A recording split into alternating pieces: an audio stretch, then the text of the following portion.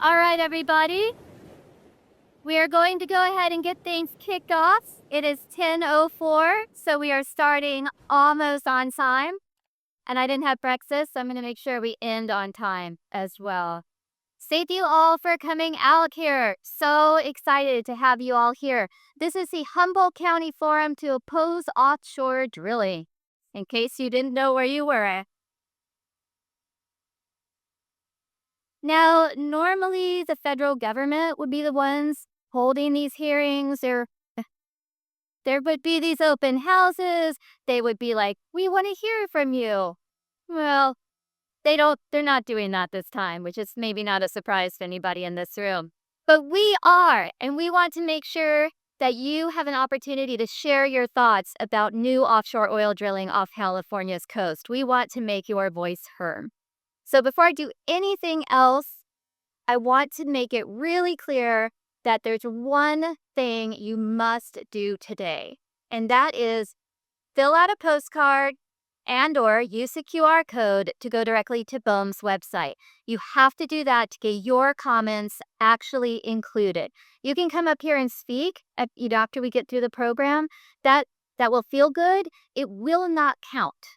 Okay? So if you want to be part of the public record, and that's what we really want, then you have to fill out the postcard.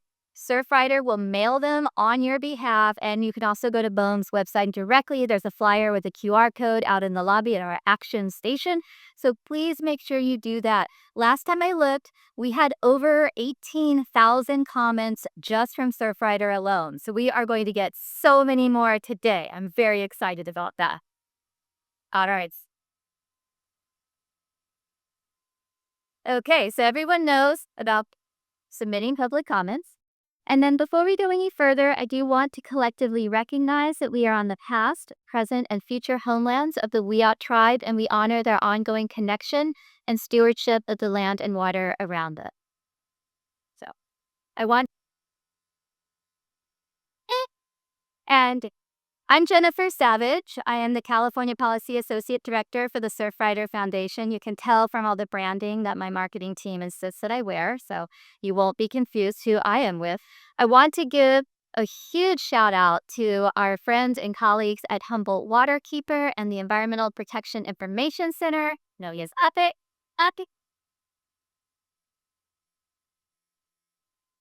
They had really done the heavy lifting to organize the event. I basically just rolled in and said, "Is there coffee and a microphone?" I'm in. So really appreciate them making it easy for all of us. We also have some of our favorite colleagues here joining us, Friends of the Dunes, Friends of the Eel River, and RCAA. You can stop by their tables to learn more about the great work that they do here in Humboldt County.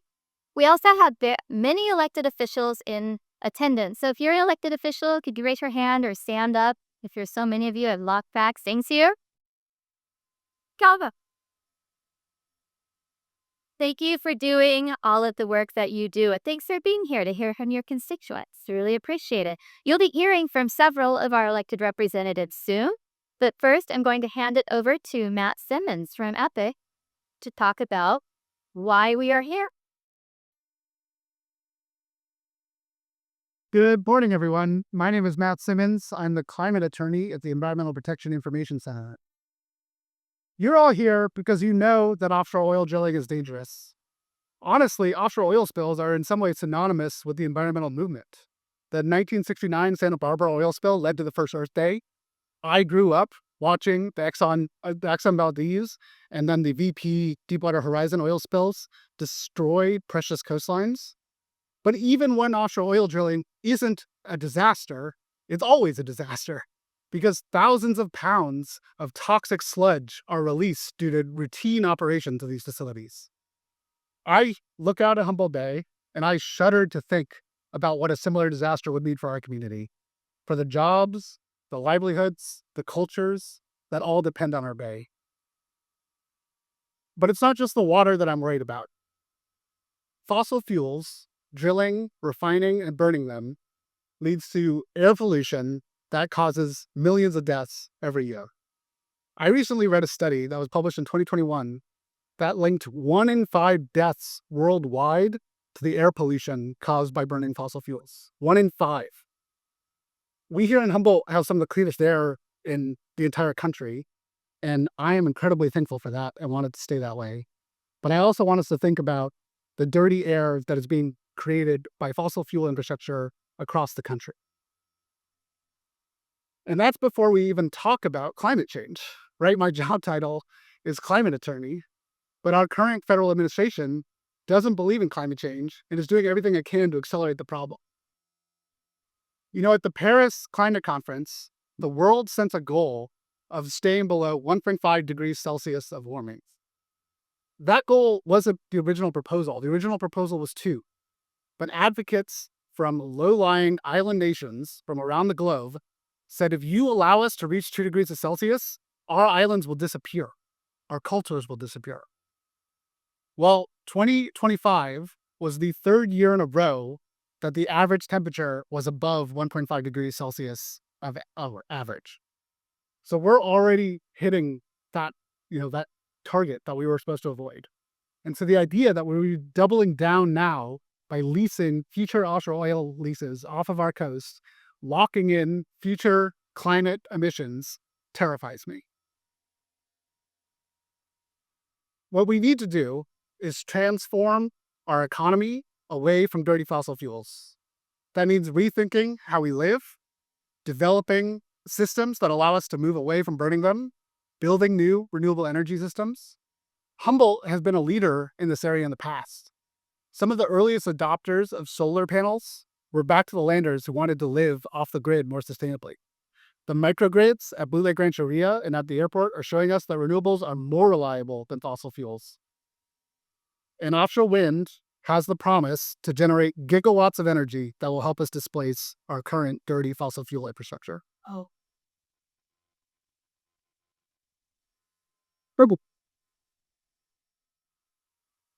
The idea that the federal government wants to lease areas off of our coast for dirty offshore oil drilling in 2029 terrifies me and needs to be opposed. And I'm glad you're all here today, and I hope you take action and continue to take action to fight against dirty fossil fuels and for a renewable future. Thank you.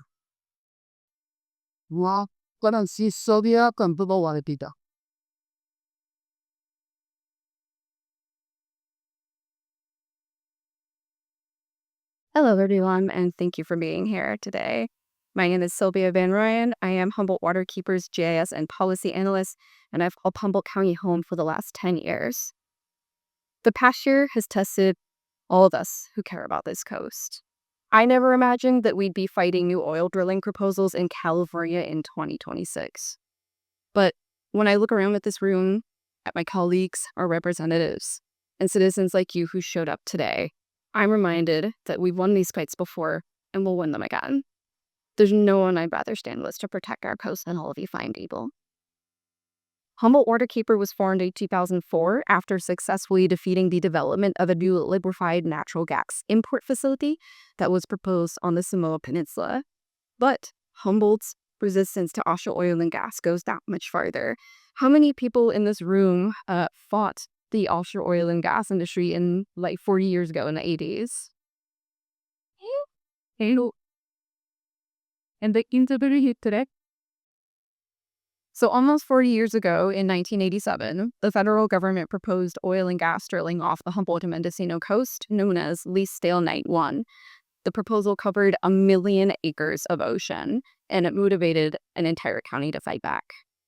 Just a year after this proposal, in 1988, Humboldt County voters overwhelmingly approved Measure B, which gave voters the right to deny the development of any onshore support facilities for offshore oil and gas drilling. That same year, Trinidad City Council gave the residents a similar power, requiring a public vote to approve any new onshore oil and gas support facilities. And here we are again, defending our coast from the threat of oil and gas development. Only now we are also dealing with the effects of climate change, such as sea level rise, ocean acidification, marine heat waves that have devastated kelp beds, and toxic algae blooms that have absolutely upended the Dungeness crab industry. To curb the worst effects of climate change, we have to stand together and tell the Trump administration, our coast is not for sale.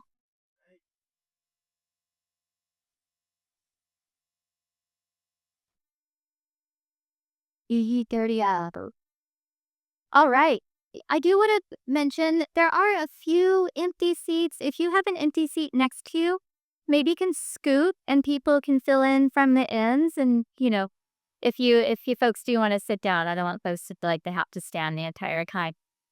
It's so heartening to see so many people here.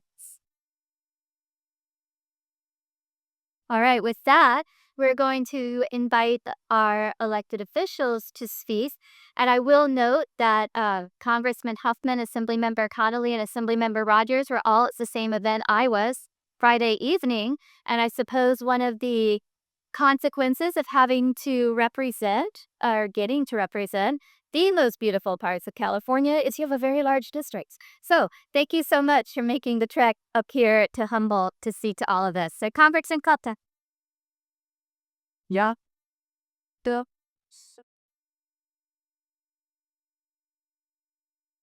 morning.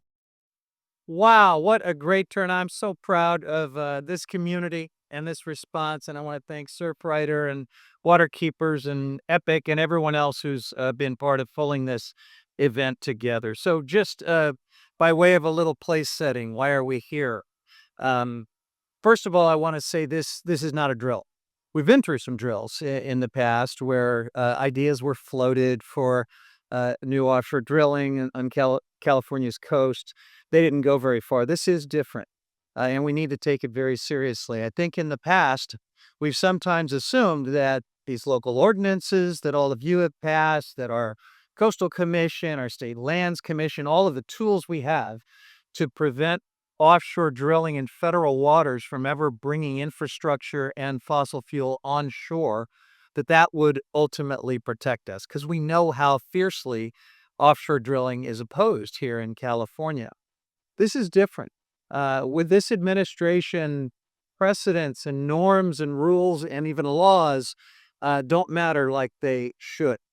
And you see that every day from Venezuela to Greenland to the streets of Minneapolis. So I don't need to go into all of that. Just know that this is real.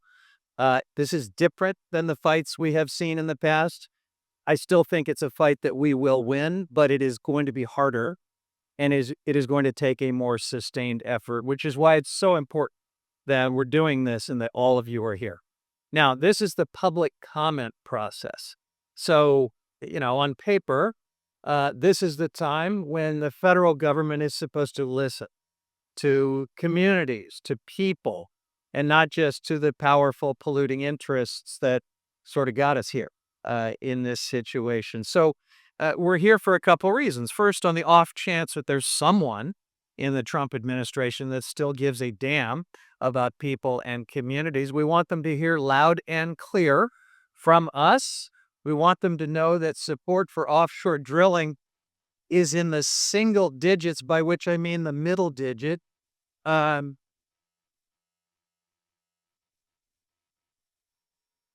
I want to put it in terms that maybe Donald Trump can understand. Yeah. And the other reason is we want to build a record that is absolutely clear because this fight will go on in different forums. It will go on in politics, in public opinion, and in the courts. And we want this record to be loud and clear. So, the scope of what has been proposed is vast. We're talking about the California coast and the North Coast here today, but the proposal is to open up the entire West Coast of the United States. So all of California, all of Oregon, all of Washington, and all of Alaska, including some of the most pristine places that have historically been off limits, as well as the eastern Gulf of Mexico, to the great chagrin even of the Republican senators in the state of Florida, and certainly my colleagues that represent coastal communities on the Gulf Coast of Florida. Interestingly, the East Coast, the Atlantic coast of Florida, where I guess there's this place, Mar-a-Lago, uh, that's not being opened up. So that tells you a little more about this as well.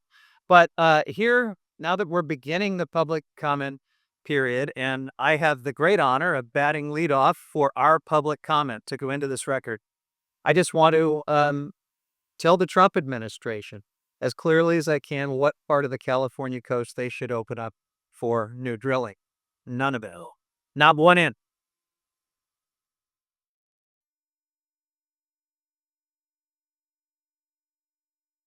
And I want you to know as that I'm the top Democrat on the Natural Resources Committee in the House of Representatives, so I have been building this record from the beginning. In October, when they first floated, when we started hearing the rumor that they might propose new lease sales on the West Coast, I led a sign-on letter of more than 100 lawmakers, bicameral Senate and House, to the administration telling them not to go there.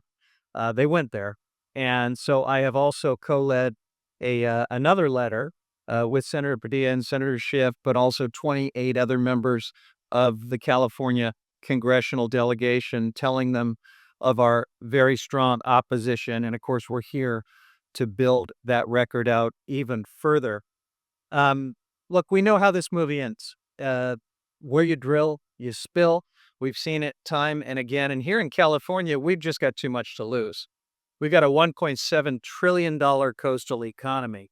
It is fishing. It is the working harbors up and down this coast, many of which I represent. It is recreation. It is our way of life and tourism. All of this drives this fantastic coastal economy, $1.7 trillion every single year. We're not going to allow that to be put at risk for the fossil fuel industry. And that's why this has always been a nonpartisan issue here in California. You know, when we passed the moratorium on new drilling in state waters, that was Republicans and Democrats alike putting that moratorium on the books. When we fought back against George Bush the first time and Trump 1.0 when he proposed new drilling, I was hearing from people of all political backgrounds how much they opposed this. And this will happen again. We will come together up and down the coast of California with our friends in Oregon and Washington and other communities that are at risk. And we will fight back and we will win this fight. There's just too much at stake. But the last thing I want to leave you with, as I yield to other great elected officials and to all of you to be part of this chorus of public opposition, is that when we win this fight, we've got to remember that we don't want to have to re-win it every few years. Every time there's some idiot in the White House that thinks, you know, maybe this time they can do it. We need to put this to bed once and for all. And that means we need to legislate permanent protection for the West Coast. I have led the bill.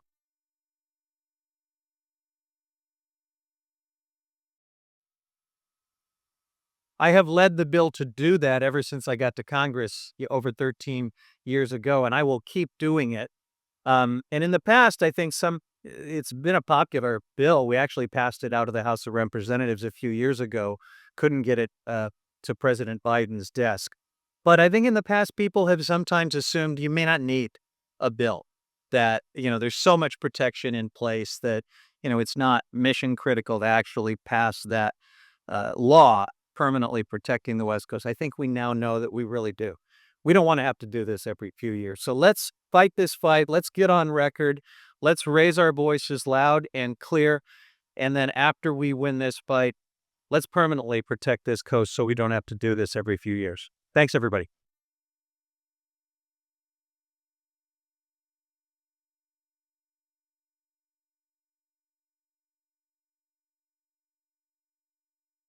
Lady Condescend has say.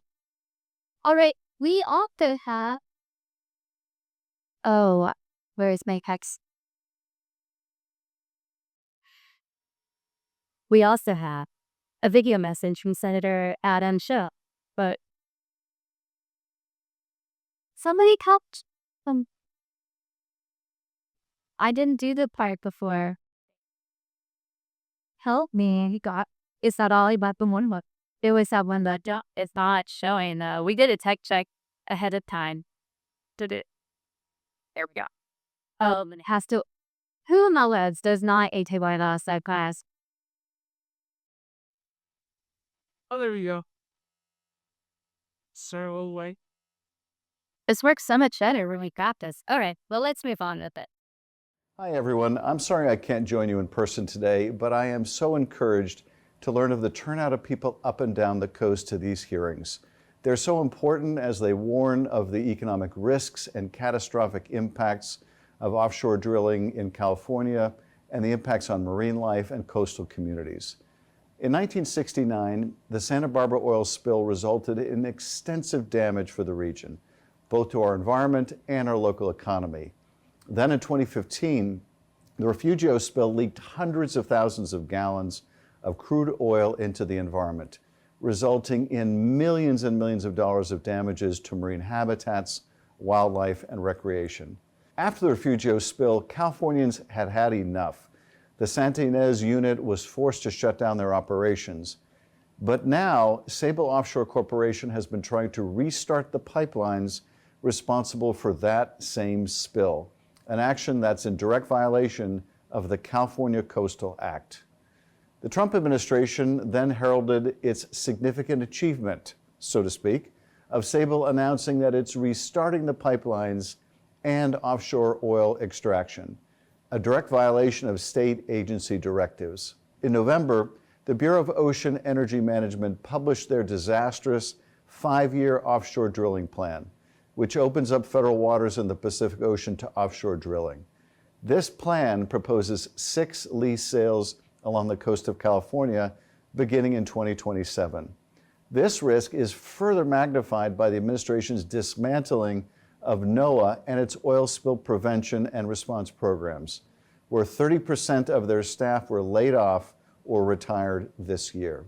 The nation currently is hamstrung in our ability to respond to oil spills, yet the administration pushes forward with opening up even more coastline to offshore drilling. It makes no sense. This is a potentially catastrophic situation. This 5-year offshore drilling plan must not move forward. I stand with you and all in opposition to this plan, speaking in a loud collective voice, the same voice that resulted in the creation of Earth Day and ultimately the EPA.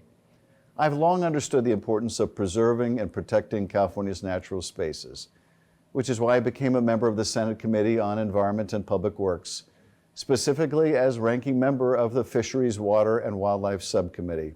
This position has allowed me to fight for environmental priorities like the ones that we are gathered here today to discuss. As Sable laid out their intentions last year, I joined my colleagues in raising concerns about this illegal restart by Sable and pushed for a proper environmental review. I've repeatedly warned how Trump's grudge against California could lead to the next major oil spill, especially with estimates that a future spill from that corroded pipeline could be double the size of the 2015 spill.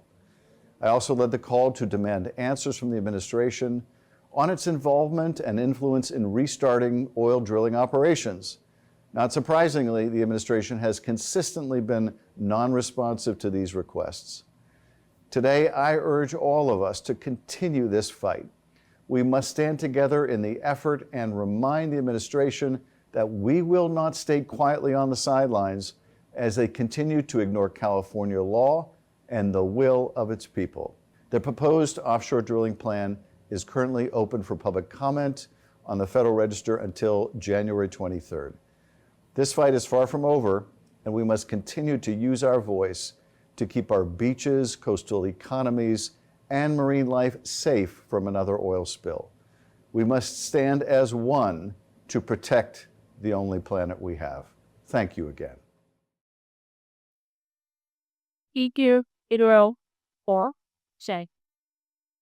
All right, but I appreciate the determination to make the voices heard. And as you just heard Senator Schiff say, the comment period ends January 23rd. That's coming up very, very fast. So please don't take postcards with you thinking you're gonna mail them later. Please fill them out here today and we will mail them. Like, so it's my job. I'm gonna mail all those postcards. Like, I will make sure they get in the mail on time. But we really want to make sure that happens. So just do it while you're here. I'm gonna keep pushing that idea on you. But next up, let's move to our esteemed state elected officials. We're going to start off with Assembly Member Damon Connolly. Welcome. Thank you. Good morning, everyone. Hope everyone's doing well. As Jim mentioned, I'm Assemblymember Damon Connolly. I represent the 12th District which goes from the Golden Gate Bridge up to Santa Rosa. So it includes a beautiful coastline of Marin County. I thought it was important to get up here this morning and really speak forcefully with all of you that we oppose these ill-fated plans for offshore oil drilling. Are you with me? Pastor. You know, growing up as a kid in Northern California, we almost took it as an article of faith that there wouldn't be no longer any offshore drilling in California. And that wasn't based on some theoretical notion. It was based on the heartbreak. It was based on the hard work that ensued after disasters like what occurred in Santa Barbara. But we now face a situation where those bad ideas are coming back. It's been said, Congressman Huffman put it well, and I got to tell you, we had an amazing turnout in my district 2 nights ago. A number of us were there, called the People's Hearing. And what really struck me about that is, as always, it's going to be the people. It's going to be all of us rising up, making sure our voices are heard to stop these plans in their tracks. We know that offshore oil drilling causes irreversible damage to our marine ecosystems, to our local economies. We know this from history and science. Just recently, in 2021, the San Pedro Bay pipeline broke and spilled nearly 25,000 gallons of crude oil into the waters. And this was not an isolated incident. We're literally seeing some form of leaks or spills monthly in California right now, even as things stand. Oil drilling adversely affects wildlife. It disrupts food systems. It poisons marine life. It threatens nearby communities by contaminating water supplies and our food supplies. It wreaks havoc, in a nutshell, on wildlife and coastal communities that take decades to recover.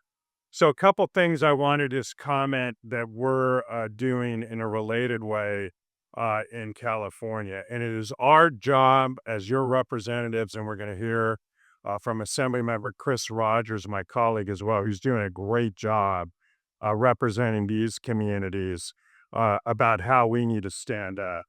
In October 2020, Governor Newsom signed his Nature-Based Solutions executive order, which set 30 by 30 goals for the state.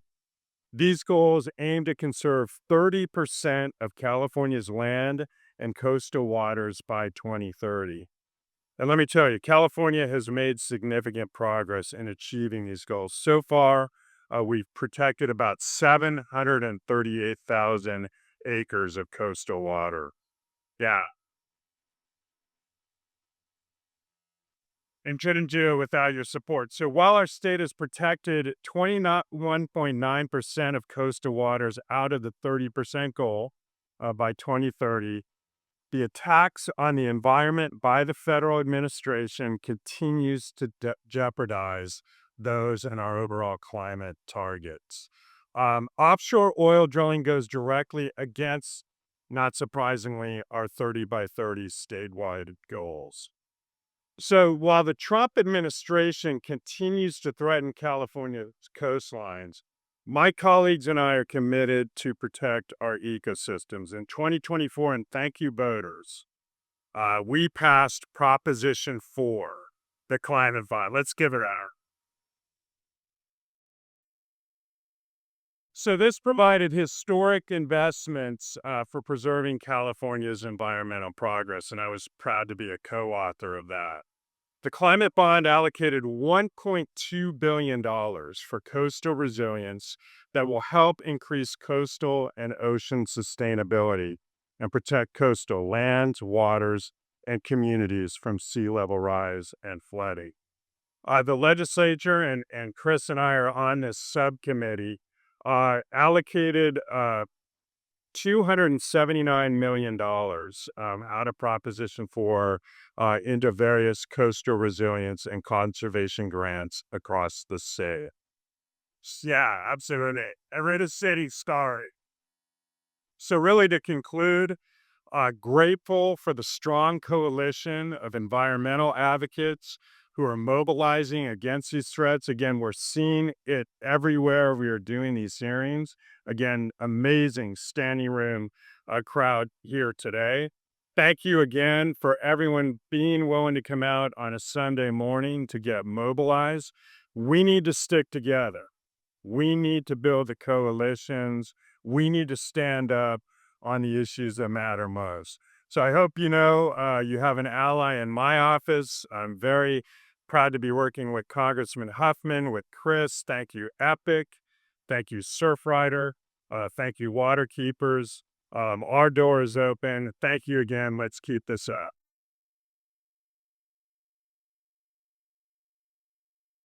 Then tell people, oh, and that no burger ideas, and remember why.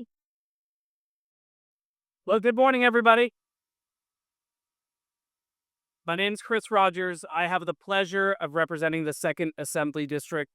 My district goes from the city of Santa Rosa all the way to the Oregon border. I help represent about a fourth of the California coastline.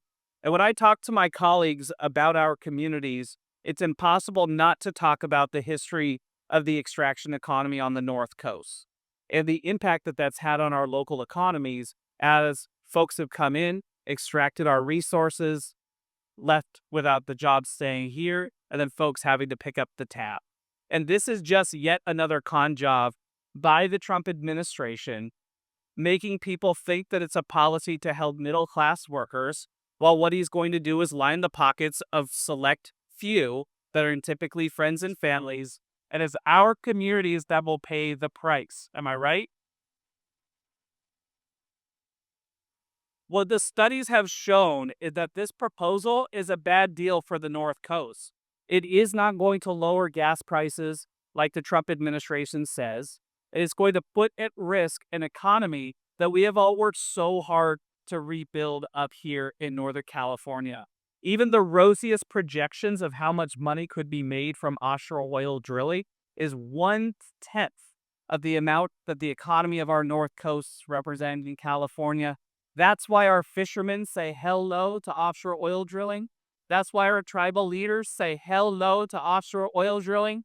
That's why the California Chamber of Commerce is even saying hell no. And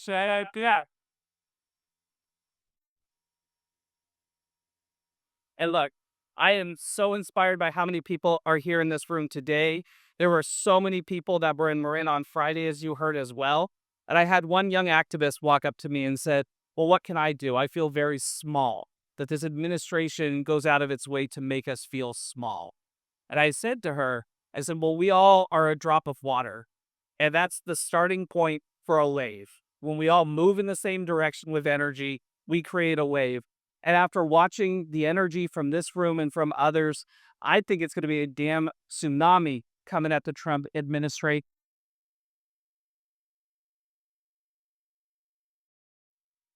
So if you haven't gotten your comments in, get your comments in. And then I'm going to leave you with a few other things that we all can do as well.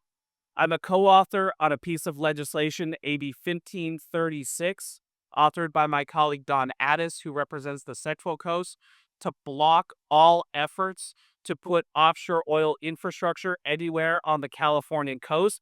Get in support letters for that piece of legislation and show up to testify. We have fully funded the Attorney General's office to go to court to defend our coasts and our economies. Make sure that you are putting pressure on him to fight this in court in every way that he can as well. And then turn to your local representatives, because not every city, not every county has already passed resolutions or ballot measures of non-compliance for when the Trump administration inevitably tries to land their infrastructure on our coastlines. Work at the local level, the state level, and the federal level, and let's put every protection in place we can to protect the home that we all love. Thank you so much for being here.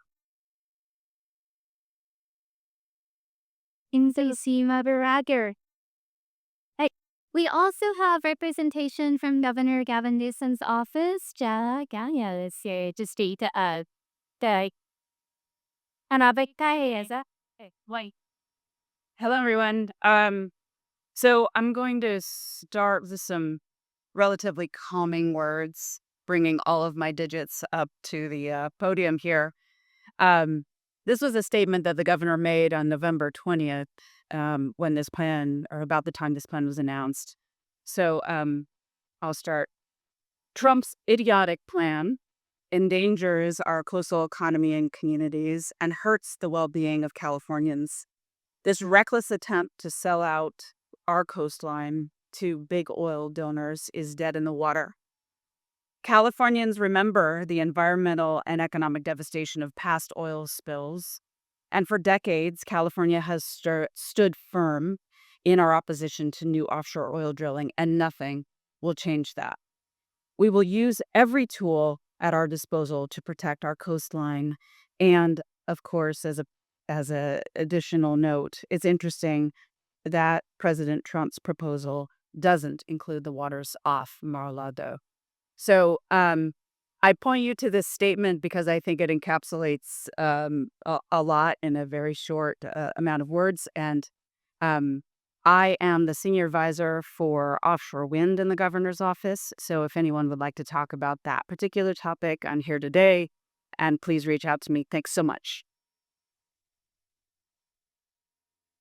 Stacey-san. All right. With that, thank you to everybody representing the state of California. We're going to move on to the folks representing our own Humboldt County, starting off with Supervisor Mike Wilson. Right.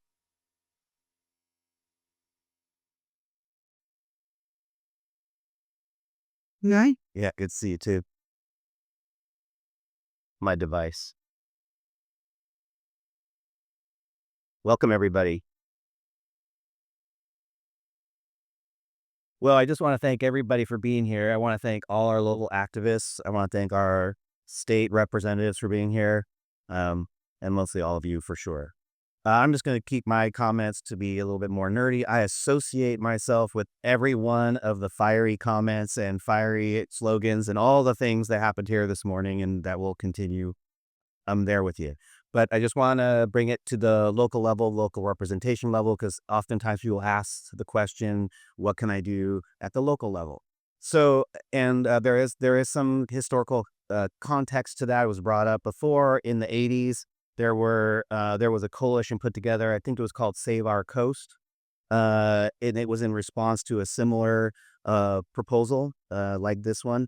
Only we had much more time back then. There was time to actually create measures that were put on ballots and those sorts of things. And there was a coalition of local governments, and I'm not just talking about counties, but cities, and also some special districts as well, that put together measures that were in response to this, whether they were in opposition directly to offshore oil or whether they are actually creating mechanisms for even more protections. And in Humboldt County, there was Measure B that was put on the ballot in 1988. That was put on the ballot by a citizen initiative.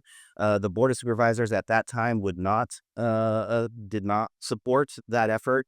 But that ballot measure basically said that the Board of Supervisors would create or put on into ordinance the requirement that the citizens would have to vote to support offshore oil land uses.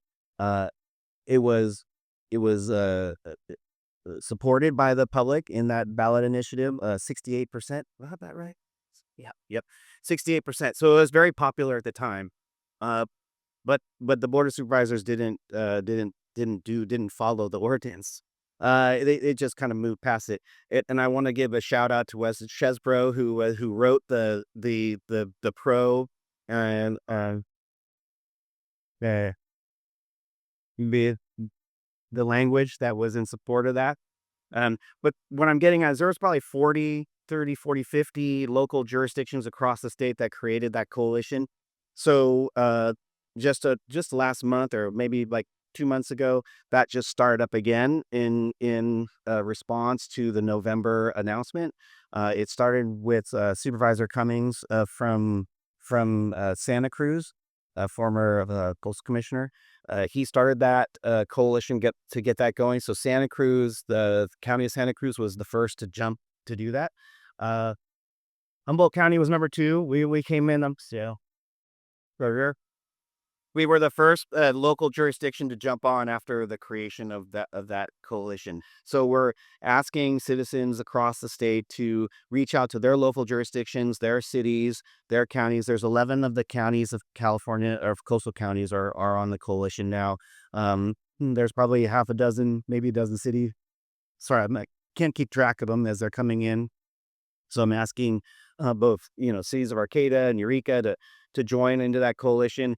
I know there's support in those organizations to think about that, or we'll get there. It's just been fast. Speaking of fast, the 23rd is coming up very soon.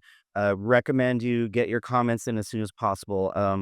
The recommendations that I've been hearing in terms of the content is it's good that you speak directly to the resources that are most important to you and your connection to those resources, even if you're somewhat um, short in what sometimes we don't have a lot of time to write a lot of things.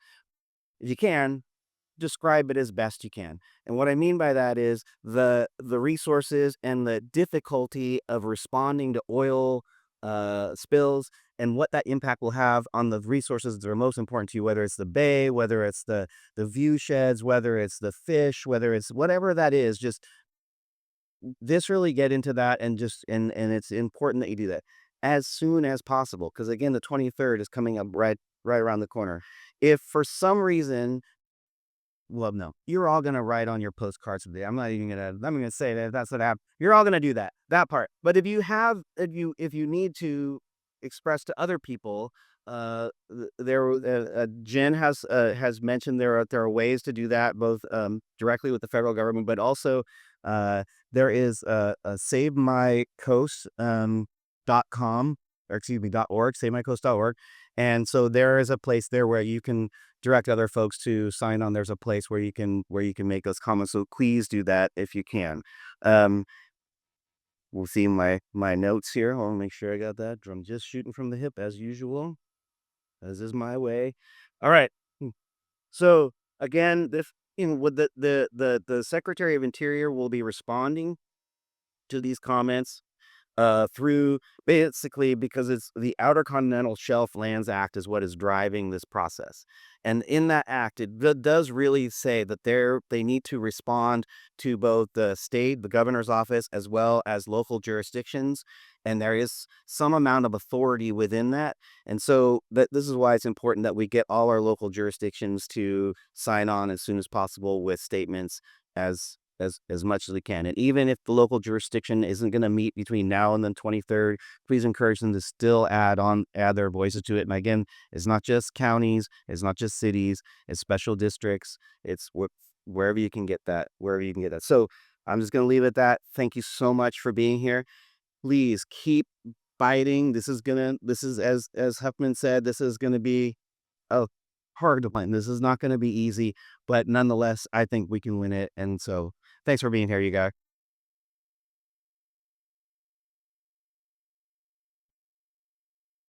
Oh, thank you, Mike. And I was also remiss. I did not mention that Supervisor Wilson also represents the North Post on the California Coastal Commission, another place that serves to protect the California coast from offshore oil drilling and all kinds of other terrible things. All right, our next speaker is Eureka City Council member Leslie Castaneda. Not the law. Prep myself. Thank you. Got it. Thank you. Thanks everyone for being here today. And hi, good to see familiar faces out here. Firstly, I want to say that knowing the values of my fellow council members, I expect us to be, speaking to this coming Tuesday at our council meeting. So feel free to come out if you also want to show support then. This incredibly devastating challenge is going to need layers of protection at every level. So, we'll be working here within the city of Eureka to support, regional and national and state initiatives as well as building connectivity and support throughout the state of California. This is something that we have fought before and we will fight again. And I just want to appreciate everyone who's here in the audience who is doing this work every day. Uh, we are strong as a people here and we care deeply about our environment. Um, and this is going to take sustained resistance. And so tomorrow, this week, we're going to be sending postcards. We're going to be looking at initiatives that we can put on our ballots and bring forward and ordinances that we can bring forward to the city of Eureka. We're also going to be preparing for, to take our kayaks and boats out into the bay if we need to. And that's, I just, is we can do this and support one another. It's incredibly scary and intimidating that we, continue to have to fight this fight. And so I appreciate that we're going to be thinking about long-term strategic plans. The city of Eureka is doing significant work already to support climate change actions, including, transit-centered housing, supporting transit, supporting affordable housing. And so, please come out and support these efforts because all of it kind of adds up together in terms of cohesive planning. Also, this upcoming election is going to be important for our communities, both locally and, at the state level and nationally. So please, show up at the ballot as well. Start making plans now for how you're going to support, the folks who are going to be running for office that are supporting these initiatives. It's going to be a really important time to get out on retreats, connect to people in your neighborhoods, and connect to people throughout the region.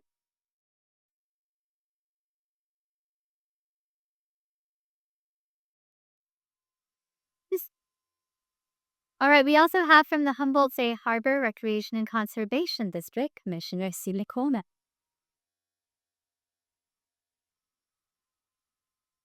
Thank you, Ken. And thank you, everyone, for being here. Yes, I'm the 3rd Division representative on the Humboldt Bay Harbor Recreation and Conservation District, and also currently the board president.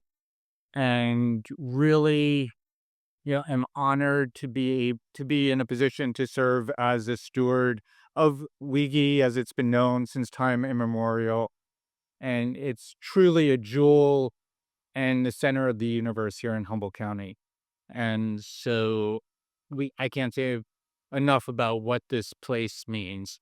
And so not long ago, there were some proposals being floated around about using Humboldt Bay as an export port for coal.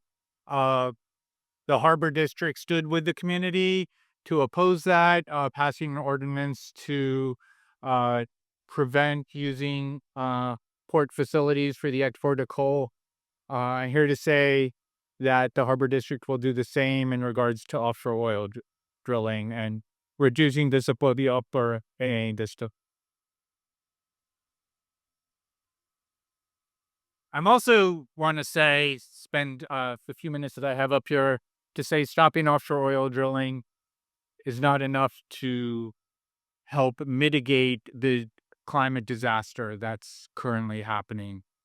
We also have to be bold about making choices about how our society uses energy, what type of energy it uses.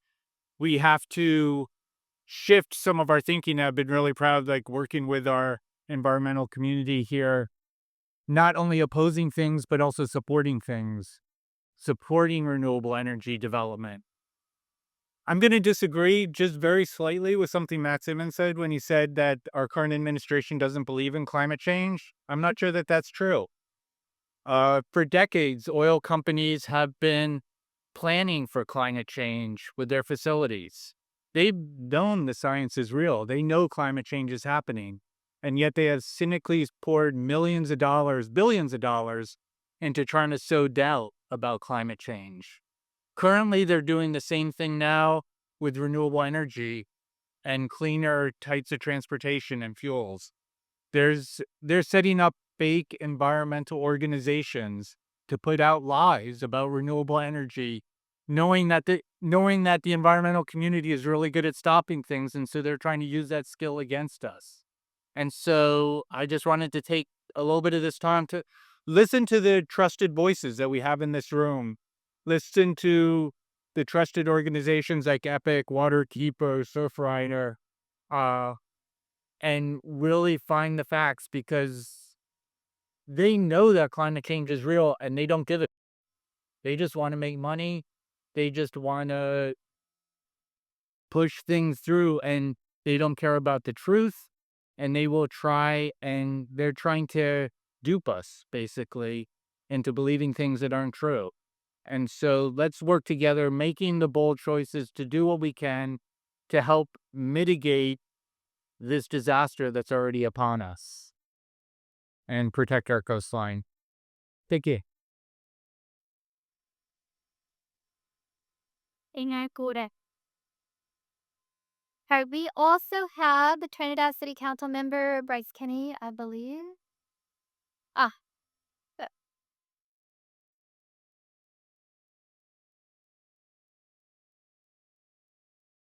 Good morning, everyone. I want to thank Surfrider and the other people who put this on, this wonderful event. I'm Bryce Kinney. I'm on the Trinidad City Council, and I got started there in 1986. And a couple of my good friends, Tim McKay and Sid Donitz, who both worked in the AUC, got me interested in the offshore oil drilling issue. And I was also working on a commercial fishing boat at the time, so I was naturally interested in the potential for loss of fishing territory and all that kind of thing. And I was able to convince my fellow city council members that this was an issue that we should try to get as far out in front on as we can. And there was a wonderful gentleman named Richard Charter from, I think, Sonoma County, who came up and worked tirelessly all up and down the California coast, organizing communities and individuals.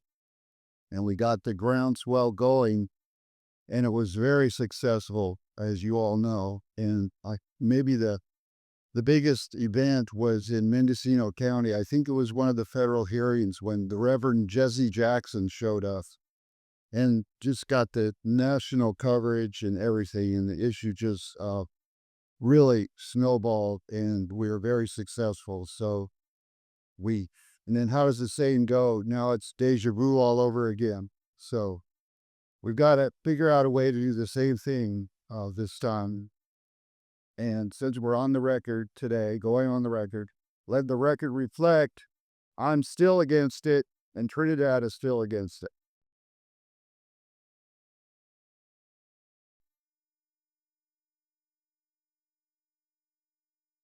all right. Before we move into an opportunity for general public comment, is there anyone else representing a tribal nation who would like to speak? Anyone else representing the state of California, the county of Humboldt, a city within? Okay, thank you for being here. I know some of you are in the room listening. We really appreciate that. Do we have any representatives from the commercial and recreational fishing sector who would like to speak? Yes, wonderful.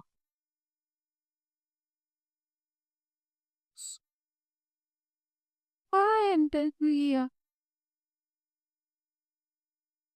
I'm Vivian Hellowell, fishing vessel Corregidor. We've had a commercial fishing boat in our family for 50 years, working out of Crescent City and Woodley Island. And we bring the best high quality, protein, heart healthy, local produce to our local markets and for export. And although we've had no salmon fishing for 3 years in a row now, I want to ask you all to support basin-wide restoration on the Eel River, the Klamath River, dams out on the Eel, and they're fair.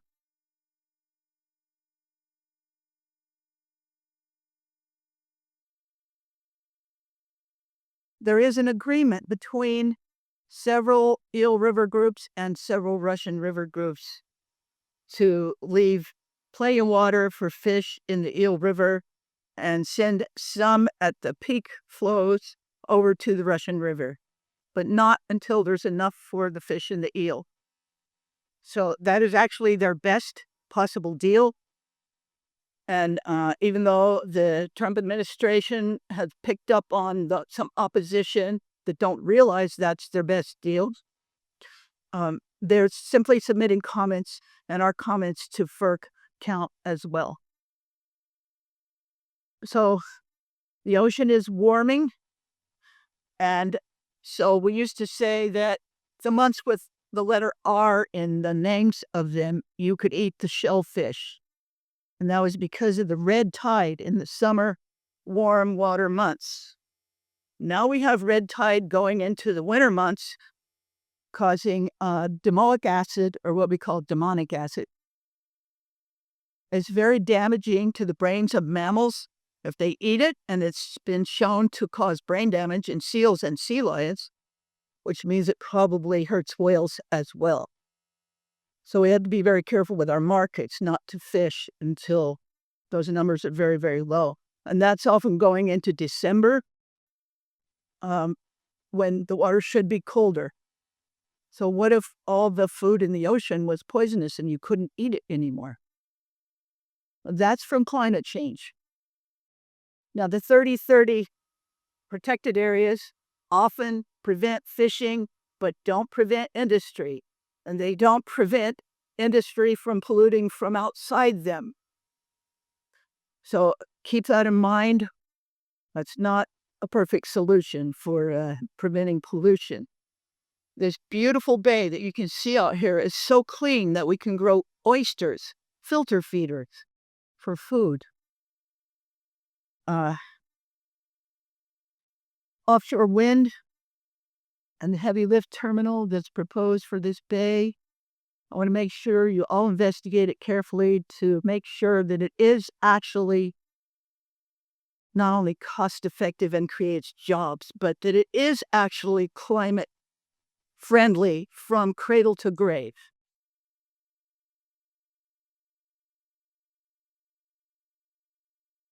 And that includes the copper footprint and the disposal of the blades and the potential for oil spills and traffic issues. And so you want to create a lot of electricity and then have a data center to suck it all up that uses more electricity than the whole county. Think about that too.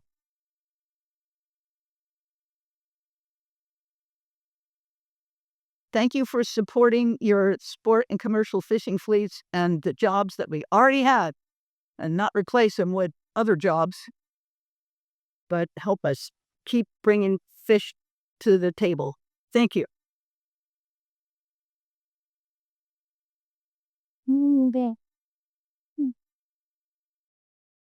Okay.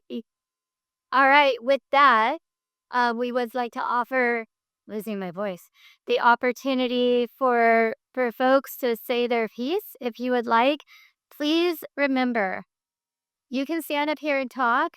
It feels good. I love doing this, but it will not reach the ears of anybody who's making decisions. Okay. To do that, you have to fill out the postcard.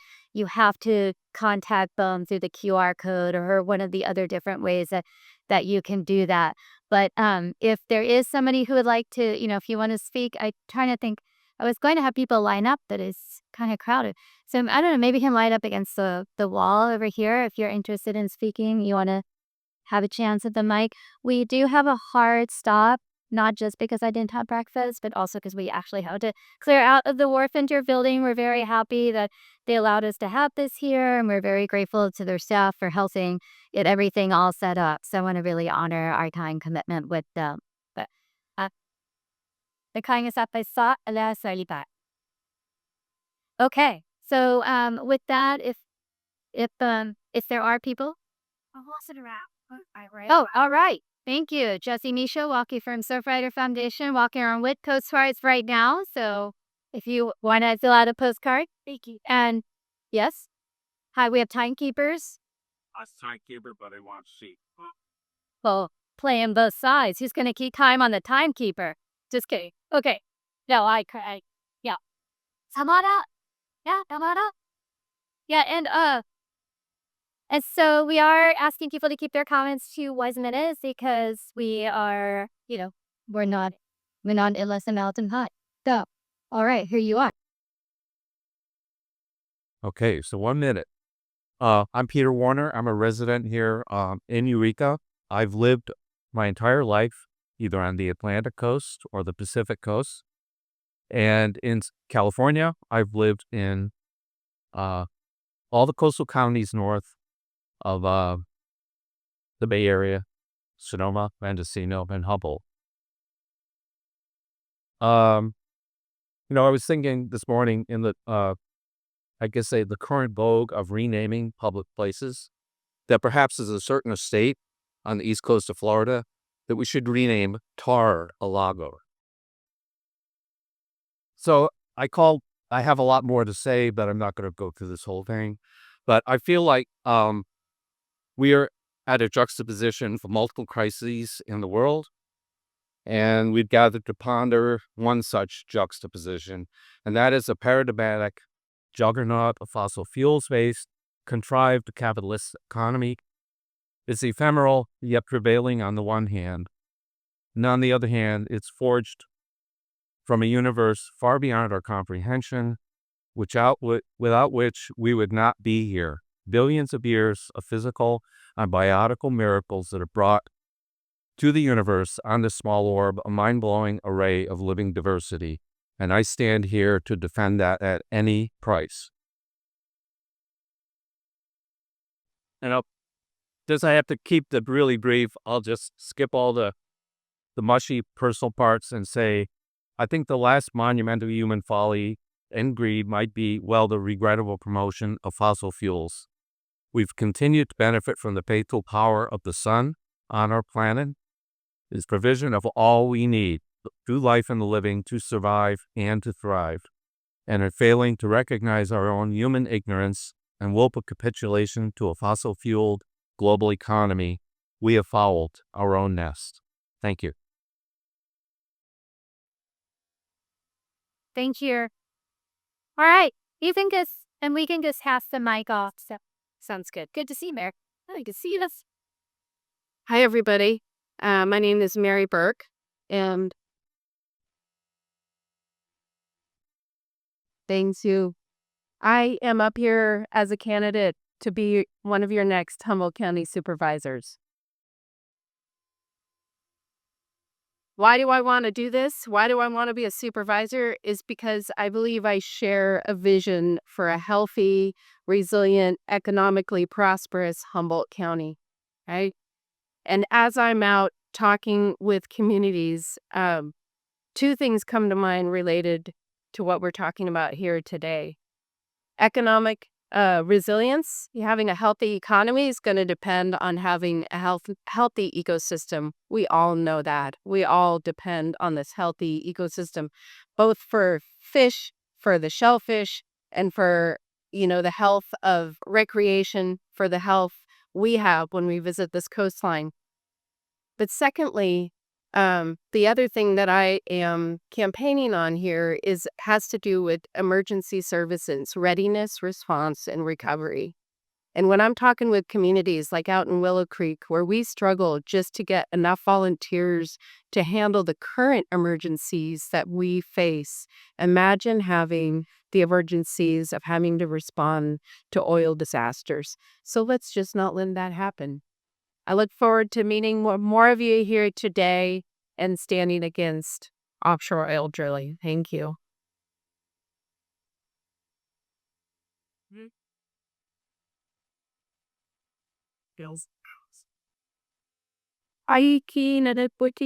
Hi, my name is Amara Lang. I am the executive director for a local native paddle club on the Paddle Club. But I also work with Rios to Rivers and the Paddle Tribal Waters program. I'm kind of I'm new to creating a nonprofit in the paddle club, so kind of here bringing in that side of things and also opportunities for Rios to Rivers. But for just speaking for myself, some of the Native youth that I work with, the communities that I've been a part of through the entirety, I was a part of the entire Source to Sea descent, so that was 310 miles. And they were kind of our cakes who did the entire descent from Source to Sea throughout all the entire basing tribes. And so I want to kind of represent them here today, their voices, and just kind of bring the realization that all rivers do lead to the ocean, and that's kind of led me to being here today. And kind of speaking, I'm gapping 29 next month, so I'm kind of like, whoa, we're here, we're getting into the world of kind of policy, but I'm really hoping that there'll be spaces that y'all can bring youth opportunities, youth to be voices and speak, native youth or not. They are the future. They're going to be the people inheriting the problems that are happening today, whether they happen, whether they do or they don't. And just really bring the idea of this offshore wind, Copenhagen infrastructure, really look into who they are. They're a company bringing in the offshore wind. They're not even from our country. They're out, and they're looking into the water and aquifer of the Upper Klamath Basin near Crater Lake. And so they're all interconnected. I've been learning that as I'm doing my work, and I just wanted to come here, represent that, and really kind of hope you look into that yourselves. So thank you.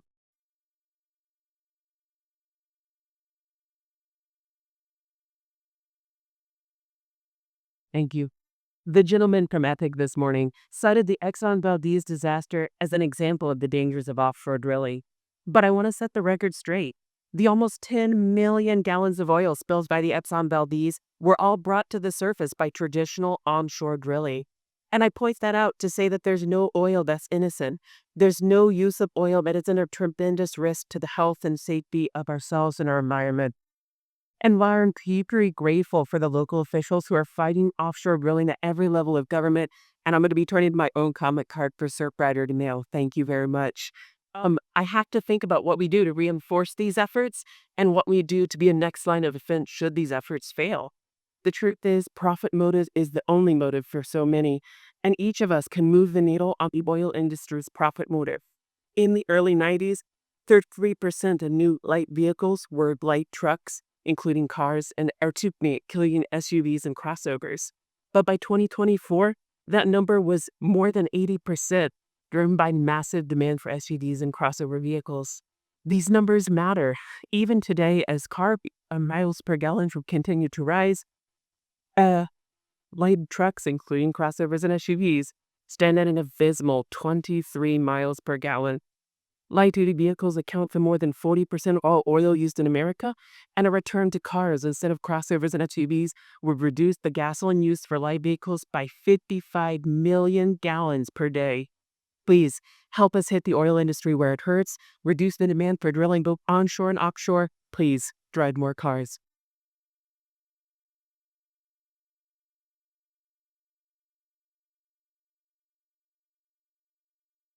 Hello, my name is Daniel Pierce. I once ran for the district to stop camp, and I won. I took no money from anyone. I just did it because at one time I lived in Kashmir with a guru who never sweat, never talked. I brought with me a magic pipe. This pipe is the end of oil.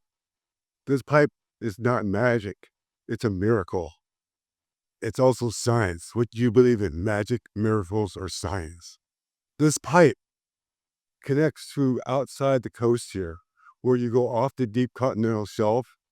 And when you go off the deep continental shelf, you have water, that pressure that's so great that nothing boils. So you use friction to take a umbrella the size of a city block spinning in the deep, deep current below the whales. And out comes high pressure water that instantly flashes the steam and instantly turns to water. Instantly for all the cities. Japan, all the cities along the coast. This pipe is power, electricity, and fresh water 24 hours a day. Nothing. No move, only one moving part. And the amount of energy from friction is unlimited. Thank you.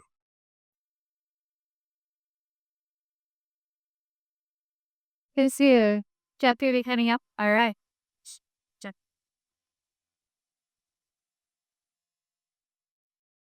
I'm Jeffrey Steinkamp. I'm a local surfer, and I've been running the Moonstone Beach Surf Camp for 25 years.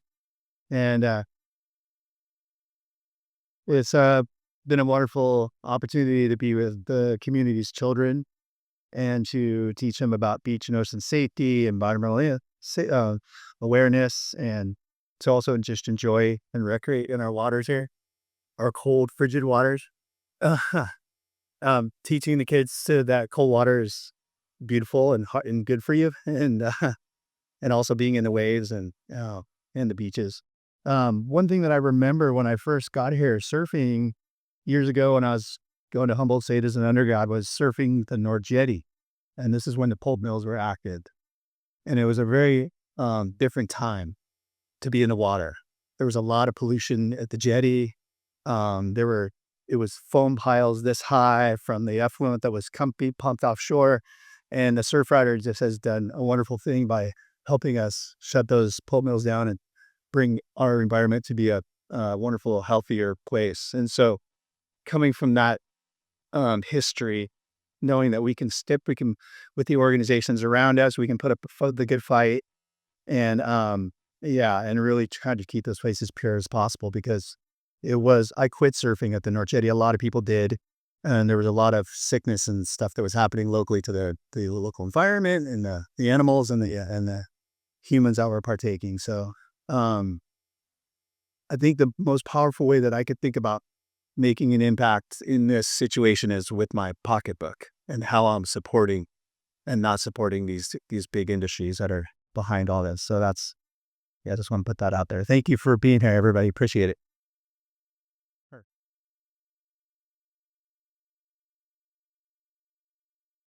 Hi there, my name is Katie Moulton. I represent Eureka 2nd Ward on the City Council, but I'm here I just was moved to speak as somebody who grew up on the Gulf Coast of Texas.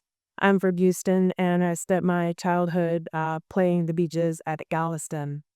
And the horizon is dotted with oil rigs. And if you ask the people around there what those are, they say that smells like money. That smells like our local economy. As I'm walking along the beach, kicking away blobs of sargassum stuck together with crude. Because even at their best behavior, it is a disaster. And who achieves their best behavior? And then I came up here as a young adult, and Humboldt County really touched me, and I fell in love with this place. And I remember working at a homeless outreach group, and we were getting food from the food bank, and we were putting together picnic baskets. And these kids asked me if I would help them deliver it to some friends on the hill, and I said sure. And I got my pickup truck and drove up the hill, and it turns out we were handing sandwiches over to a basket that was hanging from a tree that was being brought up to the kids that was sitting in it. But that's where we are.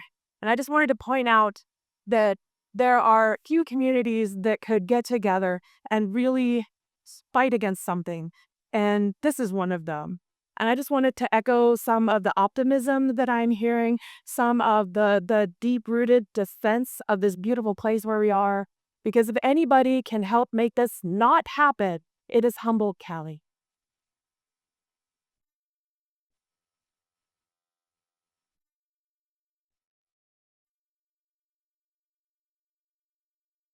Good afternoon, everyone. My name is Alicia Heyman. I'm the director for Friends of the Eel River. I was inspired to get up here and just speak to the community that's gathered here today about the way that this community has invested time and time again in protecting our environment. We did it with the Klamath and removing those dams, restoring that incredible watershed. We're doing it with the eel, despite the attempts by the Trump administration to interfere. And one thing that just strikes me is that these systems are all interconnected. You know, the resources, the time, the energy, the blood, sweat, and tears that we've invested in protecting these rivers might mean nothing if our ocean habitat is degraded. So thank you all for being here today. It's just so important that as we invest in protecting inland habitat, we're also making that same commitment to protect the offshore habitat as well. Thank you so much. Thanks, Ayton. Thanks again to all of our partner organizations. Anybody else feel inspired? All right. Well, I want to thank you all so much for coming out, spending your Sunday morning with us. As you have heard, and as you probably already knew, but have had reinforced, the health of the ocean is important for our spirit, for our economy, for the joy that we experience as people, for the future of our own children and grandchildren and the world as a whole. So please make sure you fill out a postcard or otherwise make your voice known, get it on the record. We really appreciate everybody who's here today. If you have any questions, grab any of us who have been talking and we'll try to help you out. Thank you.